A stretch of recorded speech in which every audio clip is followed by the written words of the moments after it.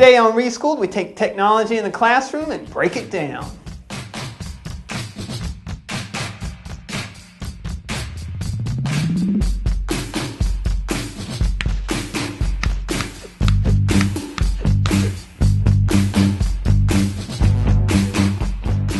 Welcome to Reschooled, the show that teaches you the tips and techniques for effectively integrating technology into your classroom. I'm your host, Lonnie Harper. How was your day today? Really? Wow, you don't say. I bet his parents were surprised. Oh, well, guess what happened to me today? I got an email. Hi, Lonnie. I teach social studies, language arts, and science. Can you tell me exactly how you would incorporate any type of technology into a lesson? Break it down for me, beginning to end, the whole shebang, and pull out all the stops. Sincerely, Jasmine. Yes, I can. What? Oh, does she mean now? For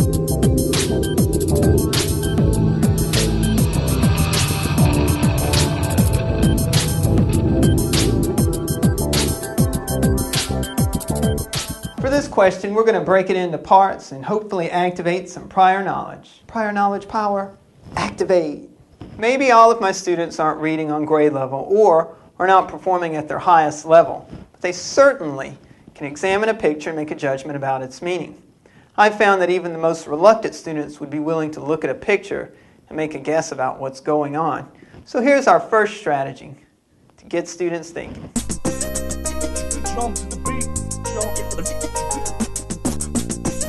I'm going to format this answer in regard to a social studies class who was just beginning to study the Holocaust.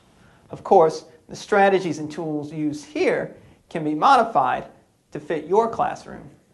I'm starting with a web tool called Linuit. Linuit is similar to Wallwisher, but I started using Linuit because at the time, unlike Wallwisher, Linuit worked in real time, which means I don't have to refresh the screen to see if someone has posted a note. It appears as soon as someone posts it. After creating your free account, I'm going to create a new canvas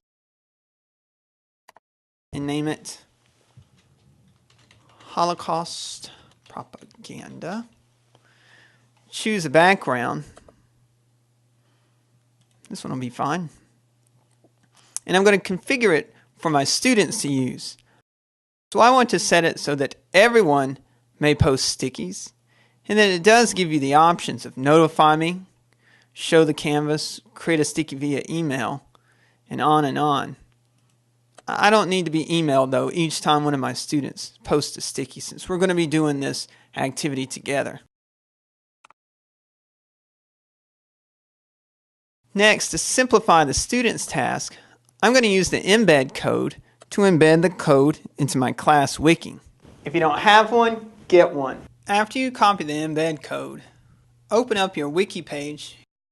I'm going to create a new page. I'll title it Holocaust. And here I'll select the Widget tab. And from Widgets, I'll select Other HTML. This allows me to embed the code generated from the Linuit canvas. Once it's embedded, I can press Save and preview it here on my wiki page. With the availability of so many free resources, you should be beyond asking students to type in a URL that's written on the board. Then I did a Google image search for Nazi propaganda posters. Because it was something I was going to show to the class, I wanted to have something that was of good size and good quality. So under any size, I chose larger than 800 by 600, which would give me some nice size posters that I could reproduce. And I really like the imagery in, and it's of good size. I want to see full size image.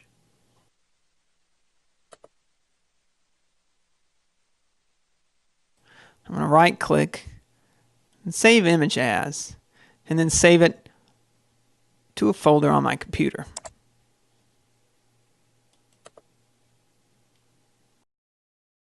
With the Linuit page created and our propaganda poster saved to our computer, let's bring in the students. In class, The image is projected on the screen, and students are asked to take a moment and examine the picture. I'm going to ask the students some questions to guide their thinking, but instead of saying it more than once for those who didn't hear it the first time, and instead of writing it on the board, let's go back to the computer.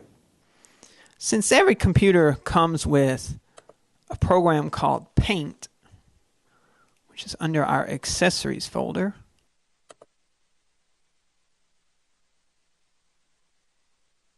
we're going to use it to create a question or a tag for our Linuit page. And then we're just going to type in the question that we want the students to answer.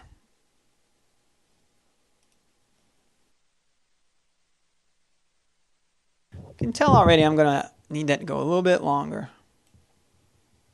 So we're going to go ahead and just drag out the size of our box.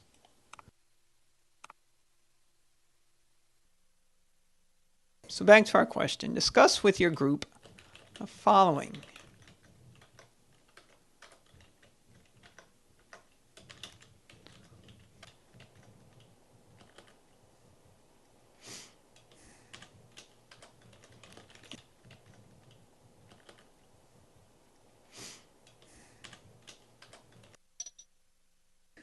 To sell it a little more, I'm going to highlight the colors, or the words, the color of the words, and I'm going to color them that color. Yellow. You can't see that one very well. Let's go for more of that color. And I'm going to bold it. Since we have all this real estate for space, let's increase the size. We'll try 16.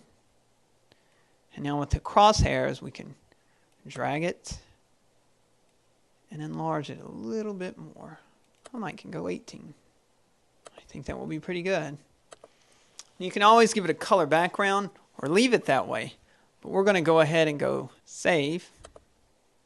And I'm going to save it where I'll find it.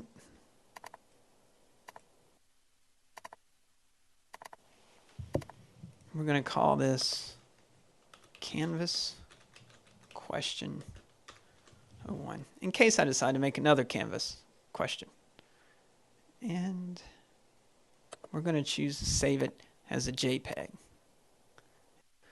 Now when I go back to my Linuit page, I can click on the picture,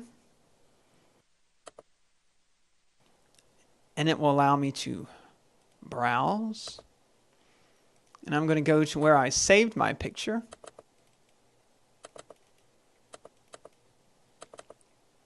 And let's click large. And I'm going to put, it says normal shadow, just so I can see it real well. We'll hit post.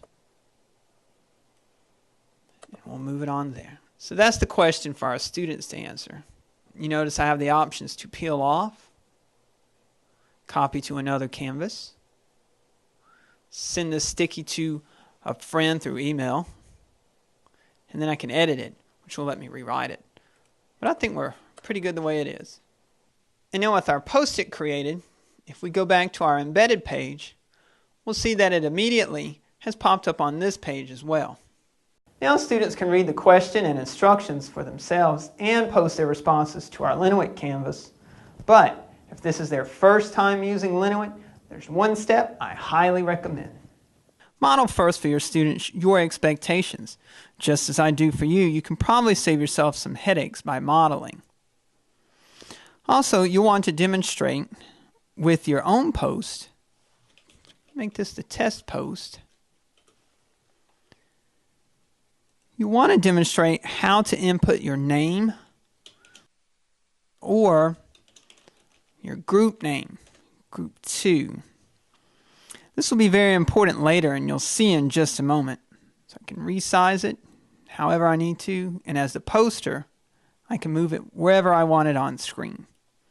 Now you can see I've got a screen full of posts, and as long as I'm logged in as the user to the page that I created, I can drag the post-its around and rearrange them. However, since the students put their name or their group name as their tags, this creates a handy little function. if I want to click on just 2, all the other post-its except for those labeled Group 2 are hanging out. So I can now, if I need to still, I can drag them around or just click on them and have them pop to the front. There's their comments. The bad guys are the smaller guys. They look weird and one of them is holding a bloody knife. And he said the big guy on the right, he looks tough. He's not scared. So he's our good guy. Another great function is that all the arranging and selecting will work with your smartboard.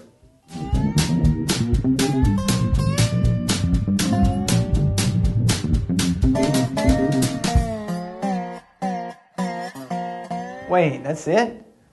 That's the quick tip intro? Here's a couple of tips on facilitating this in your classroom. If you have the equipment, one-to-one computing is the way to go. If you have fewer, you can give one device to each group to collaborate and post a response. Or, if you have only 2 or fewer computers, your groups can still collaborate, write their answer on a sheet of paper, and then rotate through a turn at the computer to post their answers to your Linuit page. Yeah, don't forget to put that one over there. Don't forget to include it. The best option to me is to use the one-to-one computing, of course, but to still require the group collaboration first, because it's this group conversation that ultimately will trigger student engagement and get students thinking. And fortunately, your Linuit pages will always exist, which means you'll have them to refer to add to, or use in discussions later during your unit of study if needed. Yeah, I think we've got time. Let's roll it again.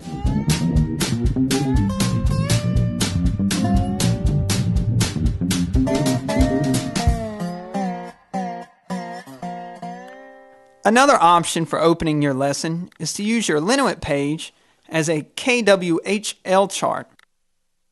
Each letter can be represented by a different color post-it, and as the controller, you can rearrange them into their categories.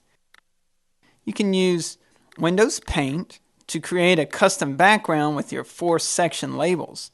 And as I mentioned earlier, you can come back to this page later in your unit to see if you now know the things you wanted to know and to let students explain what they learned. With our KWHL chart image saved, we're now going to go back to our main page for our Linuit, and we're going to click Create a New Canvas. The name for this one will be Holocaust KWHL Chart. And instead of clicking on any of the backgrounds here, we'll select Upload an Image. So I'm going to browse to my canvas. Here it is, KWHL Chart. And now I'm going to click Fit to Canvas Size so that it takes up that space. And again, I want to enable it so that everyone may post stickies. And again, so my email is not suddenly cluttered up, I'm going to uncheck Notify Me when someone has posted a sticky. Create Canvas.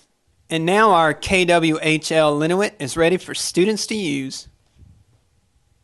Keeping up with digital literacy, the H has joined the noble ranks of the K, the W, and the L.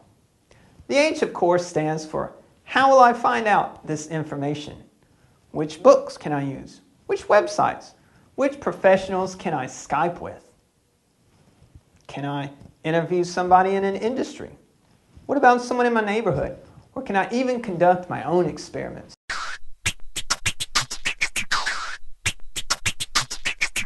That's all for today, but come back next week when we continue to address Jasmine's question, because she did ask for everything from beginning to end. And the only end we've gotten to is to the end of today's show. So until we get to the end of next week's end, go teach something.